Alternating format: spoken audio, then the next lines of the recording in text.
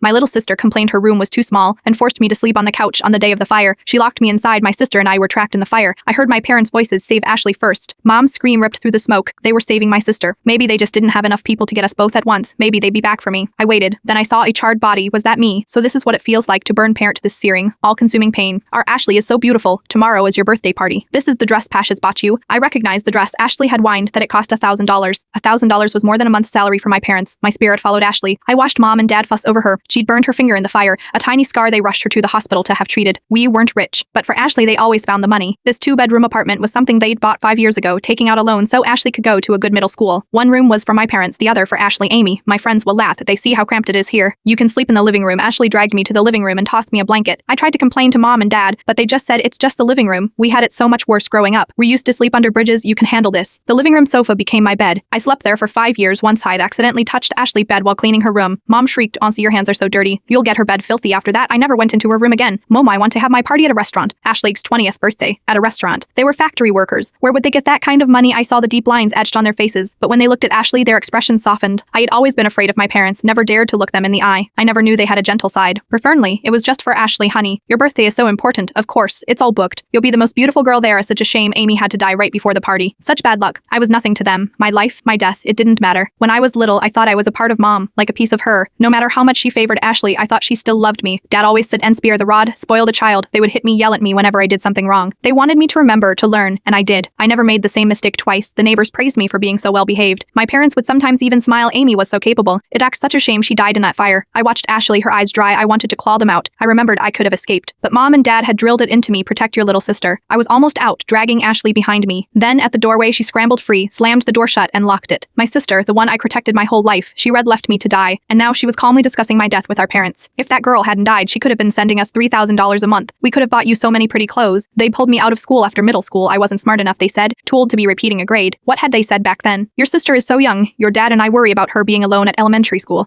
If you repeat the year, you can be in the same class and look after her. Okay, Nayaf, I felt honored and trusted with a great responsibility. Okay, my stern parents had smiled. We didn't have much money. I helped Ashley with her homework, did the chores, worked in the garden. My own grades plummeted when we both went to middle school in the city. I couldn't keep up. I asked about tutoring. Dad scoffed. Hey, round TR, they teach you everything at school. If you can learn there, what good is tutoring? Then he enrolled Ashley in extra classes, music lessons, anything she wanted. Ashley became more and more like a city girl. I remained the country bumpkin. My foundation was weak, but I never got the chance to catch up. I finally managed to get top of the class, proudly showed them my report card. They were busy consoling Ashley, who'd done poorly. Don't worry, sweetie. Your sister is just good at schoolwork. You have all those other talents, the piano, the dancing. Your grades will catch up soon. It's just a shame about Amy. I had a good man lined up for her. The wedding was next month. I will have to ask around, see if anyone wants a ghost.